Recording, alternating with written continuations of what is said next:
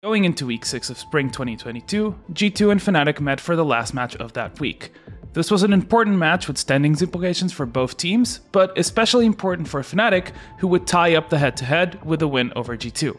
Today, we're going to have a look at how Hylissang unlocks the game for Fnatic with his signature pick and Pyke, and how he disrupted G2's plans in game, leading to an important win against their rivals.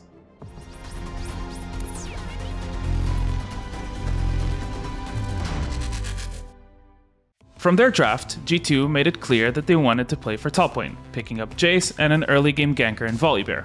They also matched the TF pick with Ryze to have a pick that can push TF in and look to affect side lanes with Realm Orb. Fnatic, on the other hand, have Diana, who wants to mainly farm up to level 6. TF can ult to either side lane, but is mostly looking at bot lane, where a gank setup with a gold card and Pyke Step from below makes for a very deadly combo. Starting from level 1, Jankos spots 3 Fnatic members stacked on the top side, which prompts G2's own bot lane to move toward the enemy red buff. However, Razork wasn't part of this 3-man stack and had placed a defensive ward for an invade, so they knew G2 had warded. Hylissang runs back from base with a sweeper and removes the red buff ward. Albeit a small detail, this is important. We'll come back to this later. Razork starts solo on Raptors, while G2's bot lane leashes blue buff for Jankos. Now, the level 1 bot lane matchup is Fnatic favored, as Jinx has the push versus Aphelios, and Leona can't do much level 1 with only her melee range Q, whereas Pyke can look for hooks.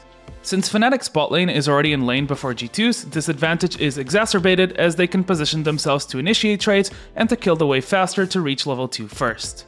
Hylissang hits hook after hook after hook, making the lane extremely difficult for G2 and chunking them low.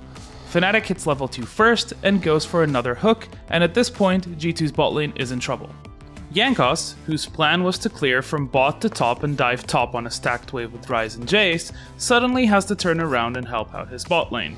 He arrives and attempts a gank, but with the bot lane still being level 1 and with a huge wave in front of them, all he gets is Jinx's cleanse and some breathing room for the bot lane to hit level 2 and survive Fnatic's relentless assault. Upset decides to back, and with that, can't continue to exert pressure, but Fnatic's aggressive play has ruined Jankos' early goal of going for a top gank. While this was going on, Razork cleared Raptors into top camps. Once he saw Volibear bot, he knew he could invade G2's topside and take camps to deny his counterpart. Remember that level 1 ward that was swept?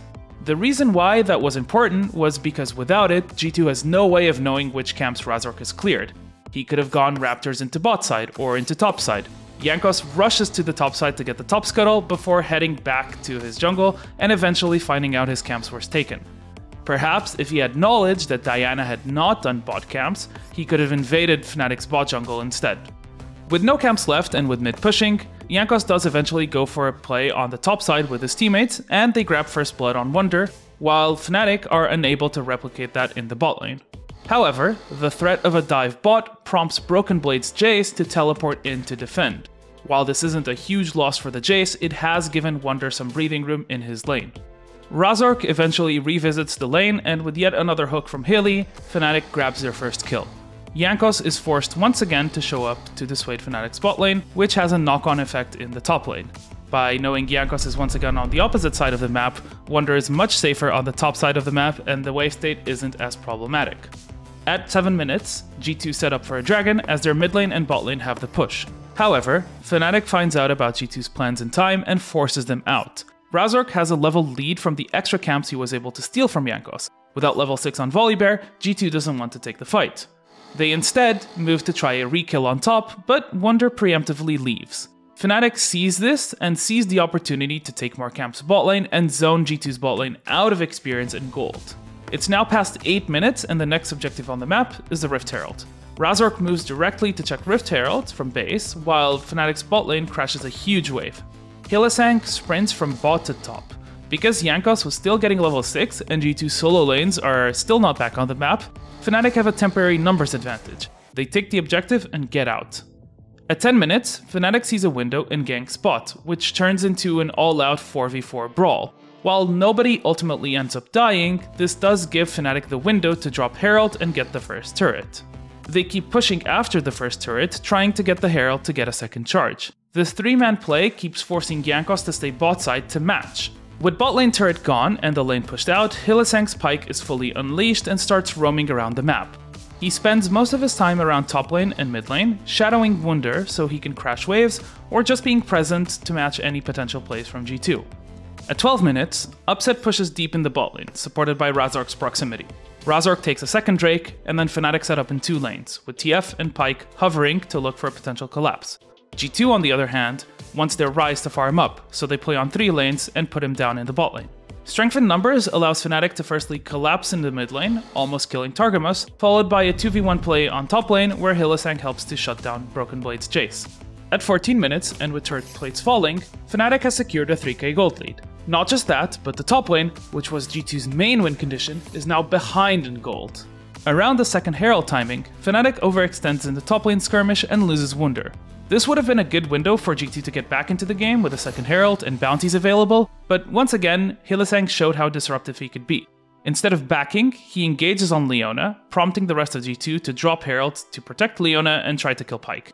While Hyli is ultimately forced to expend his flash, he pulls all of G2 away from Herald and completely ruins their window of getting the objective. Wunder has respawned and can TP in, Razork is at Wolves, and G2 are down 4 flashes. From here on out, Fnatic would go on to get the second Herald themselves and keep a steady lead, and win the game in 31 minutes. Despite some teamfight fumbles, it never seemed like the match was out of their hands. Looking back, Hylissang showed how disruptive his Pyke can be, creating a lead from level 1 by punishing G2 for leashing. Fnatic's bot lane pressure continuously forced Jankos to come down to bail out G2's bot lane, which ultimately led to a jungle lead for Razork and stifled G2's plan of accelerating the top lane. Once a lead was acquired, he roamed around and helped Wunder get caught up in gold. G2 and Fnatic will face off once again in round 1 of playoffs on March 27th, but this time in a best of 5 setting.